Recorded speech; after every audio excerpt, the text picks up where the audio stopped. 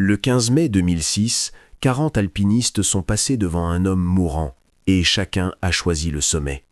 Il était assis dans une grotte, respirait encore, essayait encore de dire quelque chose. Ils sont passés devant lui, heure après heure. Cette histoire divise encore aujourd'hui la communauté des alpinistes. Certains disent « ce sont des salauds ». D'autres demandent « mais qu'aurait-il pu faire ?» Les uns comme les autres ont raison à leur manière. C'est bien là le problème. Ce jour-là, sur le versant tibétain de l'Everest, c'était une véritable cohue. Les expéditions commerciales se lançaient à l'assaut les unes après les autres. Tentes, sherpas, bouteilles d'oxygène, argent, ambition. Tout comme d'habitude durant la saison. La météo était tolérable, vent modéré, visibilité correcte, la fenêtre d'ascension était ouverte. De tels jours sur l'Everest sont rares. On les attend pendant des semaines, et quand ils arrivent, tout le monde se précipite vers le haut en même temps. Le groupe de Mark Inglis se distinguait particulièrement, un Néo-Zélandais qui montait vers le sommet avec des prothèses. Il n'avait plus ses deux jambes en dessous du genou. Il les avait perdues de nombreuses années auparavant, sur une autre montagne, après des gelures. Mais il n'avait pas abandonné. Il s'était entraîné, préparé. Et maintenant, il gravissait l'Everest. La tentative en elle-même tenait déjà de la sensation mondiale. Caméras, presse, sponsors, tout ce monde montait avec lui sur la pente. Des documentaristes filmaient chacun de ses pas. Une success story s'écrivait en temps réel. Vers 1h du matin, la première équipe atteint l'endroit que les alpinistes appellent entre eux la grotte de Green Boots. Une petite cavité dans le rocher, balayée par le vent.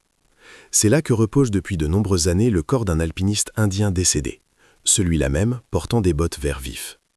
Il est devenu un point de repère, macabre mais pratique. Arriver à Green Boots signifie que l'on est presque au sommet. Les alpinistes passent devant lui régulièrement. Ils lui font un signe de tête, comme à une vieille connaissance. Certains disent même bonjour, soit pour plaisanter, soit pour étouffer le malaise. Mais cette nuit-là, le groupe a découvert quelqu'un d'autre dans la grotte. L'homme était assis, immobile, adossé à la paroi. Comme s'il s'était endormi. Sa posture était inconfortable, recroquevillée, mais il ne bougeait pas. Les alpinistes se sont approchés, l'ont éclairé de leurs lampes et ont compris. Il est vivant. Les yeux sont ouverts, mais le regard est fuyant. Les pupilles ne fixent rien. La conscience est manifestement confuse. Il ne peut pas bouger par lui-même, mais il respire. Sa poitrine se soulève et s'abaisse, lentement, lourdement, mais elle se soulève. Le cœur bat. Vivant. Ils l'ont examiné, l'ont touché, ont essayé de lui parler.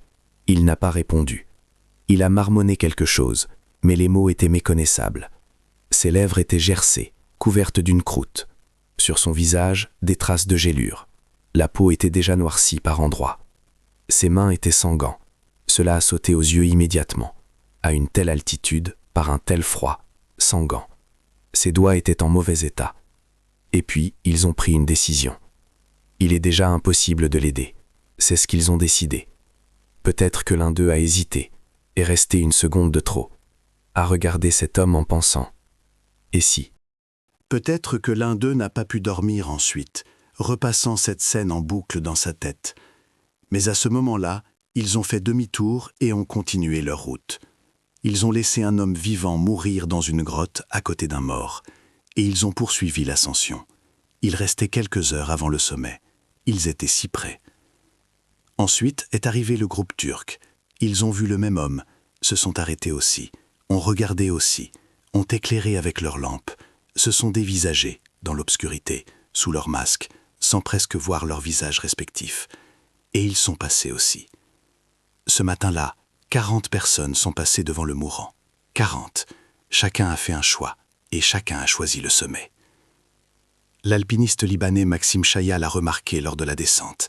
Il revenait du sommet, fatigué, vidé, mais vivant. Ses jambes bourdonnaient. Dans sa tête, un brouillard dû au manque de sommeil et d'oxygène. Chaque pas vers le bas était plus facile qu'un pas vers le haut, mais exigeait tout de même un effort. Et là, il a vu. Il y a quelqu'un dans la grotte. Pas un cadavre, un homme. Un mouvement, faible, presque imperceptible, mais un mouvement. Chaya s'est arrêté. C'était la mauvaise décision du point de vue de la logique de survie. À une telle altitude, on ne peut pas s'arrêter, on ne peut pas perdre de temps, on ne peut pas gaspiller ses forces. Chaque minute de retard, c'est de l'oxygène qui s'échappe de la bouteille. C'est de la chaleur qui quitte le corps. ce sont des chances qui s'évanouissent. Mais il s'est arrêté, et il s'est assis à côté. C'est un acte étrange, s'asseoir à côté d'un mourant à 8000 mètres d'altitude, quand votre propre vie ne tient qu'à un fil. Mais Shaya s'est assis.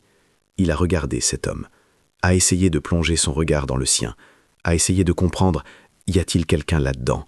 Entend-il? Il a essayé de le ranimer, l'a secoué par les épaules, lui a dit quelque chose fort pour percer le vent et le brouillard dans la tête de l'autre. Puis il a sorti sa bouteille d'oxygène, la seule qui lui restait, et la lui a donnée. Il a porté le masque à son visage, a attendu. Par radio, il a contacté Russell Bryce, le chef de l'expédition. Sa voix tremblait, soit à cause du vent, soit à cause de l'émotion.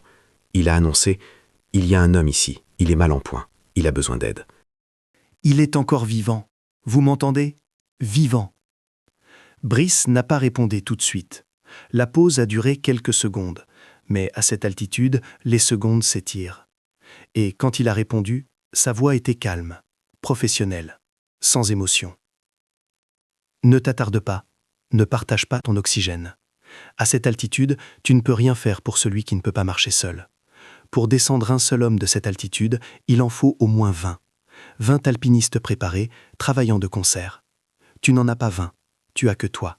Et ton oxygène, qui est déjà rare. Descends. C'est un ordre. Shaya n'est pas parti immédiatement. Il est resté assis à côté encore un moment. Il tenait le masque sur le visage de l'inconnu. Regardait comment celui-ci respirait, ou essayait de respirer.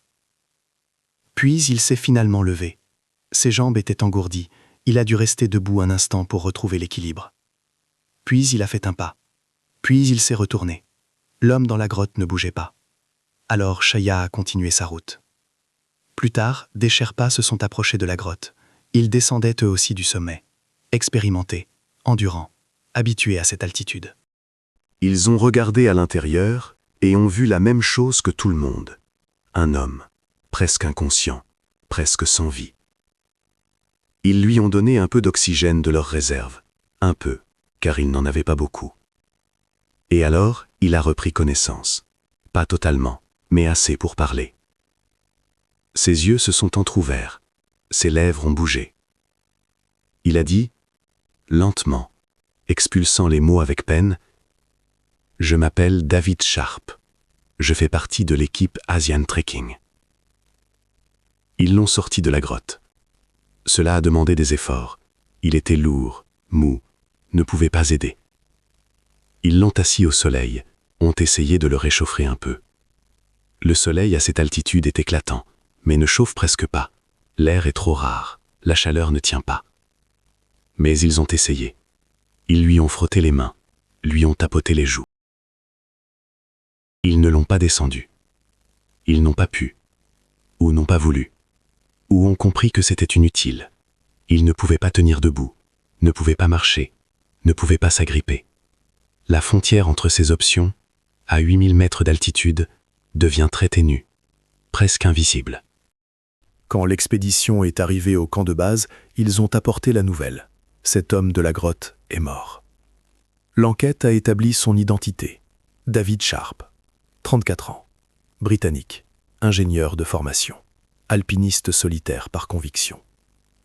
Il était né en 1972 dans la petite ville de Harpenden près de Londres. Un endroit calme, des rues verdoyantes, rien de spécial. Il a étudié, a travaillé, a vécu comme tout le monde. En 1993, il a obtenu son diplôme d'ingénieur mécanicien, une spécialité fiable, terre à terre. Il a trouvé une place dans une entreprise de sécurité, pas de travail le plus romantique, mais stable. Un salaire, un emploi du temps, des tâches claires. Il aurait pu vivre ainsi toute sa vie. Mais de temps en temps, il prenait des vacances. Il partait à la montagne. Là-bas, tout était différent. Là-bas, il se sentait exister. Pas comme un rouage dans un mécanisme, pas comme un exécutant d'ordre, mais comme un homme qui prend lui-même ses décisions et en assume la responsabilité. Sharp n'était pas un novice. Il avait déjà gravi le Cho-Oyu. C'est un 8000, une montagne sérieuse, la 6e plus haute du monde. Tous les alpinistes n'atteignent pas ce niveau. Et il n'en était pas à sa première tentative sur l'Everest. C'était sa 3e. Par 2 fois auparavant, il avait dû renoncer, Soit la météo se gâtait au dernier moment, soit les forces s'épuisaient prématurément, soit les circonstances jouaient contre lui. Il faisait demi-tour et redescendait. Mais il n'abandonnait pas. Il revenait, se préparait à nouveau, repartait. Il était sûr de lui. Cette fois, ça marcherait. La 3e tentative serait la bonne. Mais David Sharp n'était pas seulement un alpiniste, c'était un idéaliste, peut-être même un fanatique, dans le bon sens du terme, si ce mot peut avoir un bon sens. Il croyait en ce qu'on appelle l'alpinisme pur, sans dopage, sans porteur, sans masques à oxygène brinque-ballant sur le visage tout le long du chemin. Il estimait que si l'on ne peut pas monter seul, alors on ne doit pas monter. La montagne devait être une victoire honnête, ou une défaite honnête, mais honnête. C'était son principe, sa philosophie, sa façon de voir le monde. Il s'opposait à l'utilisation des Sherpas comme force de traction. Il disait que cela transformait l'ascension en une attraction pour touristes riches. Il critiquait ceux qui avalaient des comprimés pour l'acclimatation, affirmant que c'était une tromperie, une substitution du vrai par l'artificiel. Il disait que le vrai sommet est celui que l'on prend honnêtement, avec ses propres jambes, ses propres poumons, sa propre volonté. Une belle position, romantique, séduisante pour ceux qui regardent de l'extérieur, et très très dangereuse pour celui qui tente de s'y conformer. Avant de partir, il a appelé sa mère. Un appel ordinaire, pour dire au revoir, dire que tout irait bien. Elle s'inquiétait. Son fils partait seul, sans équipe, sans assurance. C'était de la folie. Il l'a rassuré. Il a dit, calmement, avec assurance, comme disent les gens qui ont déjà tout décidé. « Maman, sur la montagne, on n'est jamais seul. C'est toujours plein de monde, des centaines de personnes. S'il arrive quelque chose, ils aideront. » Il n'avait pas menti. Il y avait effectivement beaucoup de monde. 40 personnes sont passées devant lui ce matin-là. 40 paires de bottes d'alpinisme. 40 personnes qui l'ont vu, l'ont entendu, auraient pu le toucher. Cela ne lui a pas sauvé la vie. Le 13 mai, au cœur de la nuit, David Sharp commence l'assaut final. L'obscurité est épaisse comme de l'encre. Le faisceau de la lampe n'en extrait que ce qui se trouve juste devant son nez. Neige, glace, cordes. Le vent mugit, mais c'est supportable. Le froid transperce jusqu'aux os, mais il y est habitué. Ses jambes se souviennent de l'itinéraire, ses mains savent où s'agripper. Il monte seul, sans Sherpas, sans partenaire, avec une seule petite bouteille d'oxygène pour les cas d'extrême urgence. La plupart des alpinistes en emportent plusieurs, les changent au fur et à mesure de l'ascension. Lui en a pris une, petite, presque symbolique, parce qu'il croyait qu'on pouvait s'en passer, parce qu'il voulait prouver, à lui-même, à la montagne, au monde, que c'était possible. Il croit en lui.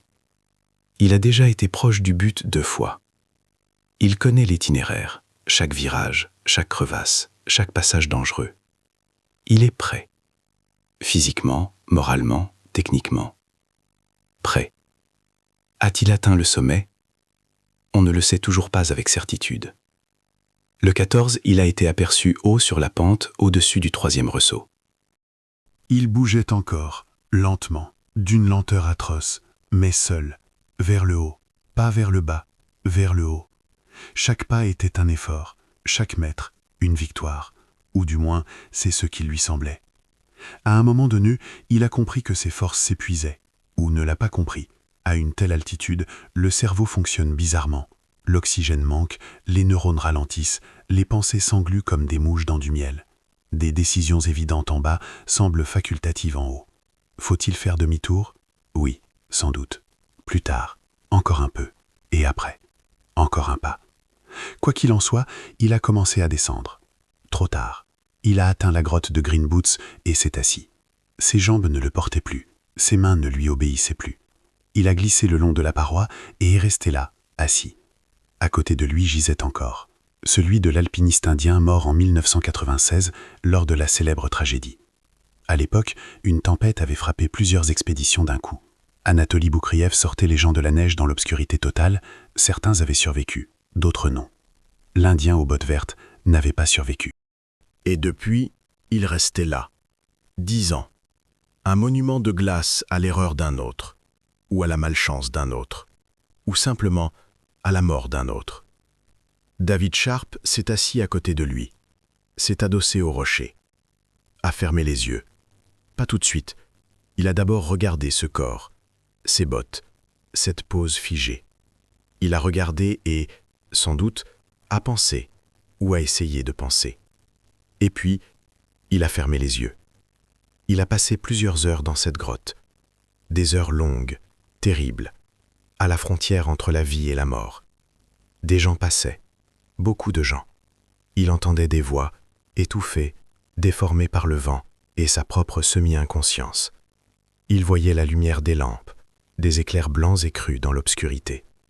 Parfois, on s'approchait de lui, on lui demandait quelque chose, on le secouait par l'épaule, on lui criait au visage. Il ne pouvait pas répondre, ou ne voulait pas, ou ne comprenait pas ce qu'on attendait de lui. Les mots ne formaient plus de sens, les visages ne formaient plus des personnes. Les premiers groupes qui l'ont découvert n'ont pas signalé sa présence par radio. À personne. Ils sont passés et se sont tus. Peut-être craignait-il d'être mobilisé pour les secours, que cela ne gâche l'ascension, qu'il faille faire demi-tour, traîner un inconnu vers le bas, gaspiller son propre oxygène, risquer sa propre vie, et le sommet était à portée de main, à quelques heures, après des mois de préparation, après tout cet argent, ces efforts, ces espoirs. Personne ne voulait devenir un héros, tous voulaient le sommet. 20 minutes plus tard, un autre groupe est arrivé. Ils lui ont crié dessus, exigeant qu'il se lève, fort, avec insistance. « Lève-toi, marche, bouge !» Il les a écartés d'un geste de la main, faiblement, comme on chasse une mouche agaçante. Il a marmonné quelque chose, pas des mots, mais des sons. Ils sont restés là un moment, se sont regardés. On continuait. Ensuite, il y a eu l'équipe turque, puis encore quelqu'un d'autre. Les visages se confondaient, les voix se confondaient, tout se fondait dans un flux infini de gens qui passaient, devant lui, vers leur sommet. Puis Maxime Chaya, il est le seul à s'être vraiment arrêté, pas une minute, longtemps, il s'est assis à côté, il a prié, sans bruit, seulement du bout des lèvres, mais il a prié. Il a essayé de faire quelque chose, lui frottait les mains, lui donnait de l'oxygène, lui parlait. Il était face à un choix, partir ou rester, et peut-être mourir avec cet homme qu'il ne connaissait même pas. Ceux qui ont entendu ces échanges avec la base ont raconté plus tard qu'il pleurait. La voix de Chaya tremblait, se brisait. Il décrivait ce qu'il voyait, le visage noirci par les gelures, les mains froides comme de la glace, les doigts recroquevillés, le regard vide. Et pourtant, il respire encore. Il est finalement parti. Il n'avait pas le choix, ou il s'est convaincu qu'il n'en avait pas. Il s'est levé, est resté encore une seconde, s'est détourné et a marché, sans se retourner, parce que si l'on se retourne, on risque de ne pas partir. David Sharp est mort d'hypothermie, de manque d'oxygène, d'épuisement et de gelure, tout à la fois. Son corps a simplement lâché, système après système, organe après organe. Aurait-on pu le sauver? C'est une question sans réponse, seulement des opinions, beaucoup d'opinions, fortes, assurées, contradictoires. Les opinions se sont scindées en deux camps. Et la fracture ne s'est pas faite selon des critères professionnels, elle est allée plus profond, selon la vision du monde, selon la conception de ce que signifie être humain. La première position, celle généralement adoptée par les gens éloignés de l'alpinisme, les gens ordinaires, ceux qui regardent cela de loin, depuis leur maison chaude, leur fauteuil sécurisé. Pour eux, tout est simple et évident. 40 personnes sont passées devant un mourant. 40. Pas une, pas deux, 40. Chacun a vu que cet homme allait mal. Chacun a compris, ou aurait dû comprendre, qu'il mourait. Et chacun a fait demi-tour et a continué. Vers son sommet, vers son record, vers sa photo devant un drapeau, vers sa ligne dans une biographie. Pour ces gens, la conclusion est sans appel. Ceux qui sont passés devant sont des salauds. Point. Aucune excuse, aucun mais, aucun vous ne comprenez pas. Une vie humaine est plus importante que n'importe quel sommet, n'importe quel record, n'importe quel montant d'argent ou d'ambition. La seconde position est plus complexe. Elle est généralement exprimée par ceux qui sont allés eux-mêmes à haute altitude. Qui savent ce qu'est la zone de la mort, pas par les livres ou les documentaires, mais par leurs propres poumons, par leurs propres muscles qui refusent de fonctionner, par leur propre conscience qui s'embrume et confond le haut et le bas. Ils disent « vous ne comprenez pas ». Évacuer un homme d'une altitude supérieure à 8000 mètres est pratiquement impossible. Ce n'est pas une rue où l'on peut appeler une ambulance. Ce n'est pas une montagne ordinaire où l'on peut appeler les sauveteurs et attendre un hélicoptère. C'est une zone où l'oxygène dans l'air est 3 fois inférieur à la normale, où chaque pas est un exploit, où simplement respirer est déjà un travail, où votre propre corps meurt lentement, même si vous faites tout correctement. Si quelqu'un avait tenté de descendre Sharp, cela aurait été un acte héroïque à l'issue imprévisible. Plusieurs personnes auraient dû le traîner vers le bas, sur la glace, les rochers, les cordes, en lui donnant leur propre oxygène, en perdant leur force à chaque mètre, en risquant leur vie. Chaque heure d'un tel travail, c'est la bouteille de quelqu'un d'autre qui se vide. Ce sont les poumons de quelqu'un d'autre qui manquent d'air. Ce sont les doigts de quelqu'un d'autre qui gèlent. Il est fort probable que non seulement Sharp, mais aussi certains sauveteurs auraient péri. Peut-être plusieurs personnes. Une tentative héroïque aurait pu se transformer en tragédie collective. À cette altitude, tout est dur. Marcher est dur, penser est dur, prendre des décisions est dur, lever la main est dur, dire un mot est dur. Tout se passe comme au ralenti, comme dans un rêve où vous essayez de courir mais où vos jambes ne vous obéissent pas. Et Sharp ne pouvait pas marcher seul, pas du tout. Cela signifiait qu'il fallait le porter, le traîner, le tracter. Un homme pesant près de 100 kilos avec tout son équipement, sur une pente de glace inclinée, par une température de moins 30 ou 40 degrés, avec un vent à vous renverser, sans une quantité suffisante d'oxygène, parce qu'il aurait fallu partager l'oxygène. L'oxygène lors de telles ascensions est calculé au plus juste. Chaque bouteille représente plusieurs kilos de poids qu'il faut porter sur soi vers le haut. Plus de bouteilles signifie plus de poids, plus de fatigue, et donc une consommation d'oxygène plus rapide. Un cercle vicieux. C'est pourquoi on prend le minimum, on calcule au gramme près. Et partager son oxygène signifie s'exposer à un danger mortel. Le manque d'oxygène à cette altitude, ce n'est pas juste un essoufflement. C'est l'œdème pulmonaire, quand le liquide remplit les alvéoles et que vous vous noyez dans votre propre corps. C'est l'œdème cérébral, quand la pression intracrânienne monte et que vous ne comprenez plus qui vous êtes ni où vous êtes. C'est la perte de conscience, c'est la mort, la même que celle de Sharp. Ainsi, les mots du chef d'expédition « pour le descendre, il faut 20 personnes » sonnent durement, cyniquement même, inhumainement. Mais ils ne sont pas dénués de logique. Ce n'est pas une excuse, c'est un constat de fait. L'autre question, et elle reste en suspens, sans réponse, est que ce jour-là, sur la montagne, il y avait effectivement beaucoup de monde. Des gens forts, préparés, capables d'atteindre le sommet et d'en revenir. Ils réalisaient de grands projets, établissaient des records, filmaient des documentaires. Ils menaient au sommet un homme sans jambes. N'était-ce pas la preuve de ce dont ils étaient capables? Si tout se s'était uni, peut-être aurait-on pu sortir Sharp de là. 20 personnes? Il y en avait plus de 40 sur la montagne. Techniquement, cela aurait suffi. Physiquement, cela aurait suffi. Organisationnellement, non. Parce que pour cela, quelqu'un aurait dû prendre une décision, une seule personne, au camp de base, par radio. Quelqu'un aurait dû dire « c'est fini, stop, on arrête, on oublie le sommet, on oublie les records, on oublie les sponsors, les caméras et les belles images. On fait demi-tour, on sauve un homme, tous ensemble, maintenant. » Personne ne l'a dit. D'abord, loin de tous ont signalé la présence de Sharp. Ils l'ont vu et se sont tus. Ils ont décidé « ce n'est pas mon problème » ou « il est trop tard » ou « on ne peut rien faire » ou simplement « ils n'ont pas voulu y penser ». Ensuite, même ceux qui ont signalé sa présence n'ont pas reçu l'ordre de sauvetage. Les chefs d'expédition ont écouté, pesé les risques, calculé les pertes potentielles, évalué les chances de succès et ont décidé « non, ça n'en vaut pas la peine, trop d'enjeux, on continue ». L'Everest, ce sont des mois de préparation. Ce sont des entraînements par tous les temps, des régimes, un mode de vie, des examens médicaux. Ce sont des dizaines de milliers de dollars, pour beaucoup, une somme démesurée, économisée pendant des années. Pour certains, le rêve d'une vie, une chance unique. Si ça échoue maintenant, il n'y aura peut-être jamais de deuxième tentative, ni l'argent, ni la santé, ni le temps.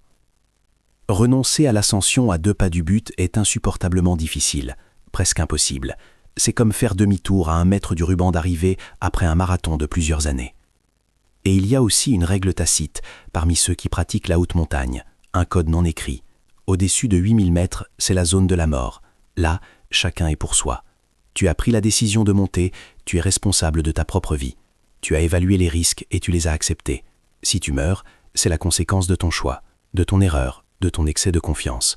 Personne n'est obligé de t'aider, parce qu'en t'aidant, je me risque moi-même, et j'ai fait un choix moi aussi. Je veux vivre moi aussi. Cela sonne terriblement, c'est inhumain. Mais c'est ce que pensent beaucoup de ceux qui montent régulièrement là-haut. Sinon, disent-ils, on ne pourrait pas y aller du tout. Sinon, chaque ascension se transformerait en loterie.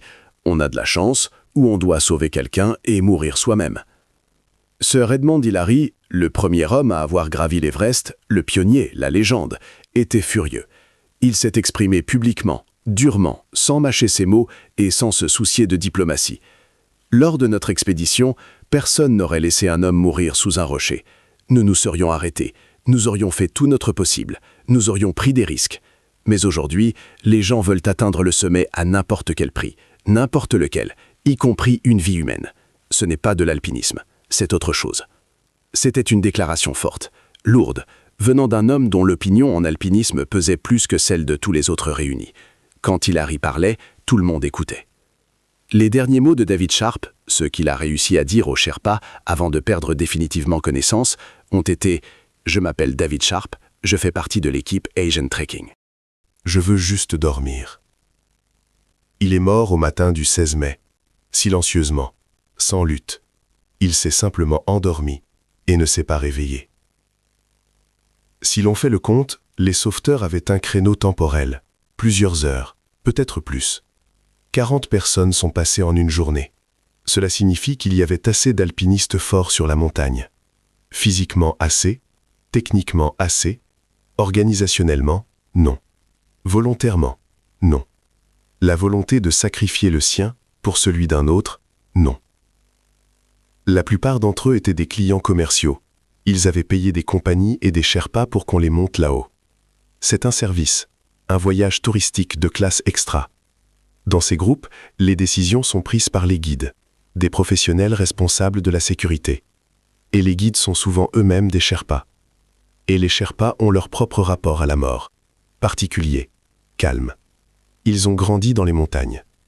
Ils perdent les leurs sur ces pentes régulièrement. Chaque saison, quelqu'un ne revient pas. Des amis, des parents, des collègues. Ils les enterrent, parfois les corps, parfois juste le souvenir. Et ils continuent. Ils perçoivent cela comme une partie de la vie, les risques du métier, le prix à payer pour le droit de travailler sur la plus haute montagne du monde. De plus, les Sherpas portent la responsabilité de leurs clients, juridique, morale, financière.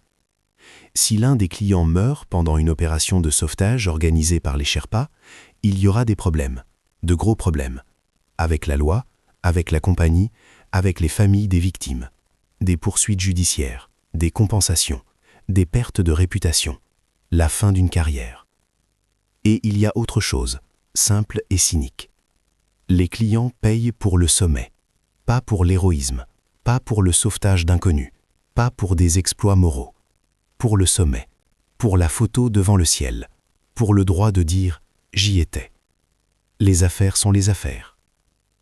Essayons de reconstituer la chronologie, en détail, pas à pas. Qui a vu Sharp?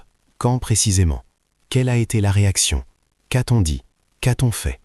Peut-être que cela aidera à comprendre, ou du moins à cesser de juger à l'aveugle.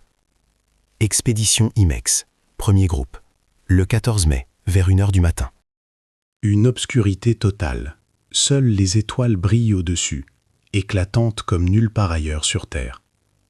Le groupe de Krauss monte par l'itinéraire nord. Il fait sombre, froid, le vent siffle entre les rochers. Ils avancent en silence. À cette altitude, parler est pénible. Chaque mot essouffle. Quelque part entre les ressauts, il tombe sur Sharp.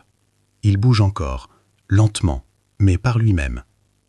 Il se tient debout, appuyé sur son piolet. Où il marche, un pas, une pause, un autre pas. Dans le noir, il est difficile de comprendre. Il passe, chacun a son but, son rythme, son calcul. Vers 11h du matin, il le revoit, cette fois à la descente, revenant du sommet. Le soleil est haut, la pente est inondée de lumière. Sharp est plus haut sur la pente. Il a progressé, d'environ 90 mètres. En 10 heures, 90 mètres. C'est catastrophiquement peu. C'est le rythme d'un homme qui meurt. À ce moment-là, il aurait dû faire demi-tour, d'urgence, immédiatement. N'importe quel alpiniste expérimenté le voyait, le comprenait. Mais Sharp continuait à monter. Pourquoi? On l'ignore. Peut-être ne pouvait-il plus s'arrêter. Parfois, l'obstination est plus forte que la raison. Peut-être ne comprenait-il pas à quel point la situation était grave. À 8000 mètres, le cerveau fonctionne bizarrement. Les pensées sont visqueuses. L'évaluation des risques est faussée. Des décisions évidentes en bas semblent facultatives en haut. Faire demi-tour? Pourquoi? Encore un peu. Encore un tout petit peu. L'équipe turque. Le soir du 14, ils quittent le camp en 3 groupes. Ils se sont séparés pour la sécurité. Il est ainsi plus facile de se surveiller mutuellement, plus facile d'aider en cas de problème. Quelque part entre minuit et l'aube, le premier groupe rencontre Sharp dans l'obscurité. Il est assis dans la grotte, vivant. Il respire. Il regarde quelque part dans le vide. Il décide qu'il se repose simplement avant l'assaut final. C'est une explication logique. Beaucoup font cela, s'assoient quelques minutes, reprennent des forces, rassemblent leur courage. Il semblerait même qu'il ait agité la main pour dire que tout allait bien, de continuer. Ou est-ce une impression? Dans le noir, sous les masques, dans le brouillard de la fatigue, il est facile de voir ce que l'on veut voir. Les autres membres de l'équipe le voient plus tard et pensent qu'il est déjà mort. Il ne bouge pas, ne réagit pas, les yeux sont fermés. Apparemment, entre les rencontres, il s'est endormi. Il a sombré dans une inconscience dont il ne voulait déjà plus sortir. D'autres alpinistes l'ayant croisé durant ces heures s'en souvenaient plus tard. Il voulait désespérément dormir. C'était la chose principale qu'il voulait, qu'on le laisse tranquille. Il s'énervait quand on le réveillait. Il faisait des gestes pour écarter les gens, marmonnait des choses inintelligibles, pas des mots, mais des sons. Il grimaçait d'irritation quand on lui éclairait le visage avec une lampe. Il se détournait. C'est ainsi que fonctionne l'hypothermie. Quand le corps se refroidit en dessous d'un seuil critique, le cerveau commence à s'éteindre. Une sensation de chaleur et de paix étrange et trompeuse apparaît. On a envie de s'allonger, de se mettre en boule et de dormir. C'est le dernier piège du froid. Celui qui s'endort ne se réveille plus. Le 15 mai, une partie de l'équipe turque atteint le sommet. La victoire, des drapeaux, des photos, des larmes de joie dans des yeux gelés. D'autres sont contraints de redescendre prématurément. L'un des alpinistes a été victime d'un œdème cérébral. Il doit être évacué d'urgence. C'est une situation terrifiante. L'homme perd sa coordination, confond les mots, ne comprend plus où il se trouve. Sans aide, il mourra en quelques heures. Le chef du groupe, Serhan Poskan, est passé à côté de Sharp pendant la nuit. Il l'a cru mort. À ce moment-là, David n'avait plus d'oxygène. Il était couvert de givre, si gravement gelé que sa peau avait noirci. On ne percevait presque aucun signe de vie. Quelques alpinistes turcs se sont tout de même attardés. Ils se sont arrêtés près de lui, se sont accroupis, ont sorti un thermos, du thé chaud, un trésor à une telle altitude. Ils lui ont donné à boire, ont tenté de le ranimer, en lui tapotant les joues, en le secouant par les épaules, en lui criant à l'oreille. Mais leur propre oxygène s'épuisait. Les bouteilles affichaient un niveau critiquement bas. Rester plus longtemps, c'était risquer leur propre vie. Ils sont partis. Ils avaient l'intention de revenir avec une bouteille de rechange, mais leurs propres problèmes ont consumé tout leur temps. Le camarade souffrant d'un édème cérébral exigeait attention, force et oxygène. Le choix était cruel. Sauver celui que l'on connaît ou celui que l'on ne connaît pas. Ils ont choisi le leur. Vers 8 heures du matin, l'information concernant Sharp parvient enfin à quelqu'un en mesure de prendre une décision. Serhan Poskan transmet par radio. Un homme se trouve dans la grotte, vivant, sans oxygène, gravement gelé. Il faut de l'aide.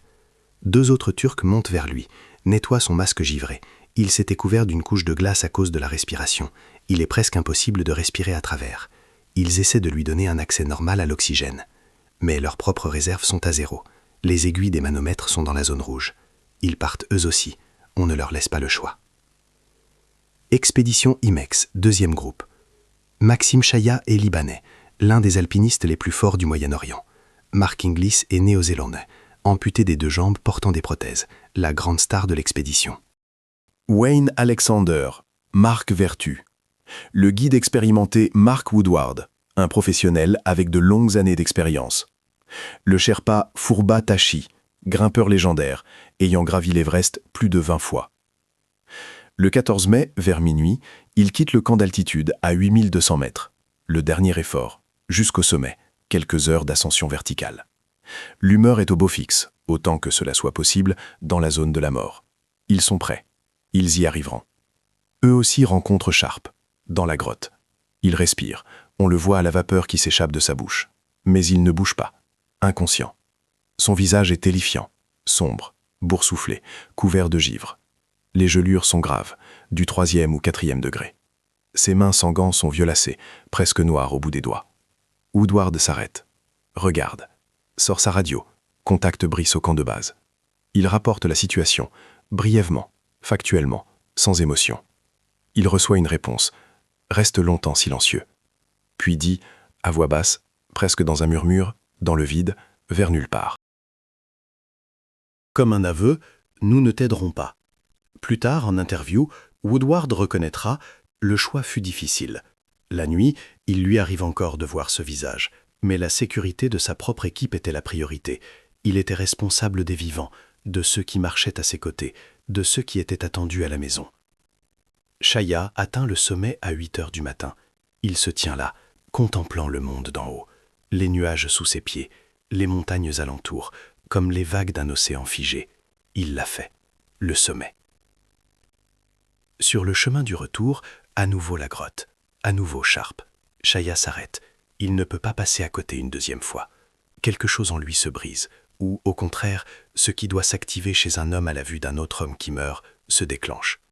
Il s'arrête, s'assoit à côté de lui, essaie de l'aider, lui frotte les mains, lui donne de l'oxygène, lui parle. Il informe par radio le camp de base. Il y a un homme ici, il est au plus mal, j'essaie de l'aider. Sharp tremble, de grands frissons, le corps tente de se réchauffer en utilisant ses dernières réserves d'énergie.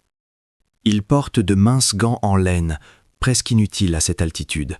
Ni bonnet, ni lunettes. Son visage est exposé au vent et au froid. Ses mains et ses pieds sentent de la glace, littéralement. Les doigts ne se plient plus, les articulations ne bougent plus. À côté traîne une bouteille vide, la petite, celle-là même que Sharp avait prise au cas où. Elle est vide depuis longtemps. À un moment donné, les tremblements cessent, brusquement, comme si on avait coupé un moteur. Shaya pense, c'est fini, c'est la fin. Le cœur s'est arrêté, c'est figé. Il se fige lui-même, craignant de bouger. Mais non, la poitrine de Sharp se soulève, faiblement, presque imperceptiblement, mais elle se soulève. Il est encore vivant. Il a simplement cessé de réagir au monde extérieur. Il est parti quelque part à l'intérieur de lui-même, dans l'obscurité, là où il fait plus chaud et plus calme. Brice à la radio, la voix monocorde, comme un présentateur lisant un bulletin météo. Si tu partages ton oxygène, tu resteras toi-même sur la montagne. Tu n'as pas de réserve. Tu ne l'aideras plus. Il est allé trop loin. Descends. Ce n'est pas une prière, c'est un ordre. Plus tard, plusieurs personnes du 2e groupe IMEX et de l'équipe turque reviennent à la grotte. Une dernière tentative. Phurba Tashi, l'homme qui connaît l'Everest comme sa propre maison. Un Sherpa turc, expérimenté lui aussi, comprenant lui aussi que les chances sont presque nulles. Ils essayent de ranimer Sharp.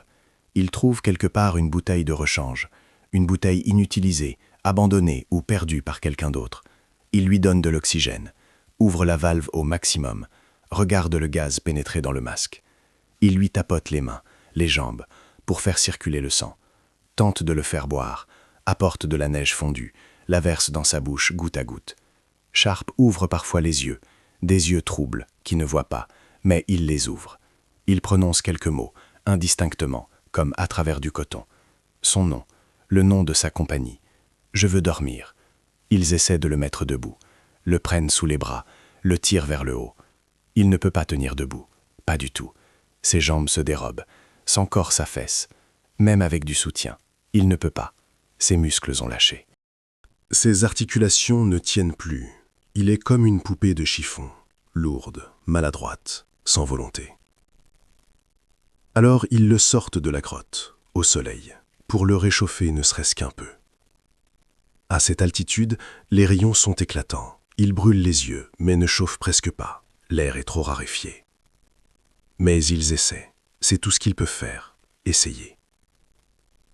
Pour le traîner sur quelques mètres, quelques misérables mètres dans la neige, les 2 Sherpas les plus forts ont eu besoin de 20 minutes. 20 minutes d'un travail de forçat, à la limite de leur force, à la limite de leur oxygène, à la limite de tout. Cela donne une idée de l'irréalité d'une évacuation complète. Jusqu'au camp, des centaines de mètres de dénivelé, des heures de descente. Avec une charge incapable de céder elle-même, sur un itinéraire qui, même léger, est mortellement dangereux. Ils l'ont laissé au soleil, assis, regardant quelque part au loin, ou déjà nulle part. Ils sont partis, ils sont descendus en silence, sans parler, s'efforçant de ne pas penser à ce qu'ils laissaient derrière eux. Ils furent les derniers à voir David Sharp vivant. Après la tragédie, la presse s'est jetée sur Mark Inglis, l'homme sans jambes qui a gravi l'Everest et qui est passé à côté d'un mourant. Le titre idéal pour les tabloïds. Le méchant idéal pour un public indigné. Un contraste qui frappe de plein fouet. Voici le héros qui a surmonté l'impossible, et voici le même homme, égoïste et sans âme, qui a piétiné une vie humaine. Inglis s'est défendu, a donné des interviews, a expliqué, a dit des dizaines de personnes sont passées à côté de Sharp, des dizaines. Pourquoi tout le monde ne regarde-t-il que moi? Pourquoi suis-je plus coupable que les autres? Mais cela n'a pas aidé. Il était le visage de l'expédition, une figure médiatique, un homme avec une histoire que le monde entier connaissait. Le coup l'a frappé, parce que le coup frappe toujours celui qui est le plus en vue. Il a même subi les foudres de Hillary, personnellement, publiquement, devant le monde entier. Les paroles du pionnier de l'Everest avaient du poids, et ce poids s'est abattu sur Inglis. Selon Inglis, Sharp a lui-même commis une erreur, au départ, bien avant de se retrouver dans la grotte. Il était mal préparé, n'avait pas pris assez d'oxygène. S'est reposé sur ses propres forces et les a surestimées. Est parti seul, sans assurance, sans plan B, sans personne pour le sortir d'affaire en cas de problème. C'était son choix, sa responsabilité. C'est aussi une vérité. C'est aussi une partie de l'histoire. Mais personne ne voulait entendre cette partie-là. Russell Bryce a également été critiqué au début, durement, méchamment. On disait qu'il avait ordonné à ses hommes de poursuivre l'ascension et de ne pas sauver Sharp, qu'il avait sacrifié une vie étrangère pour le record de son expédition, que la mort d'un jeune homme qui aurait pu vivre pesait sur sa conscience. Bryce a nié, calmement, méthodiquement, documents en main. Il a affirmé « personne ne l'avait contacté par radio ». Il n'a appris l'existence de Sharp que par Shaya, 8 heures après qu'il ait été vu pour la première fois. Il a conservé les enregistrements de toutes les conversations. Il tenait des journaux détaillés, notait chaque mot, chaque message. Les journaux montrent que le premier message concernant Sharp est arrivé à 9h30 du matin, de la part de Shaya. Pourtant, peut-être que quelque chose n'a simplement pas été consigné. La radio fonctionnait par intermittence. À cette altitude, la liaison est instable. Interférences, bruit, coupure. Peut-être que quelqu'un a communiqué plus tôt et que Brice n'a pas entendu.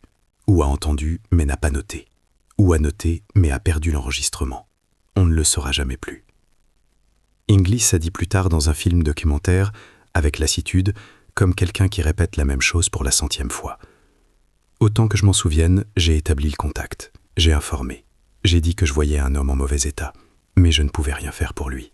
Physiquement, je ne pouvais pas. Et on m'a dit, continue l'ascension. Qu'est-ce que j'aurais dû faire?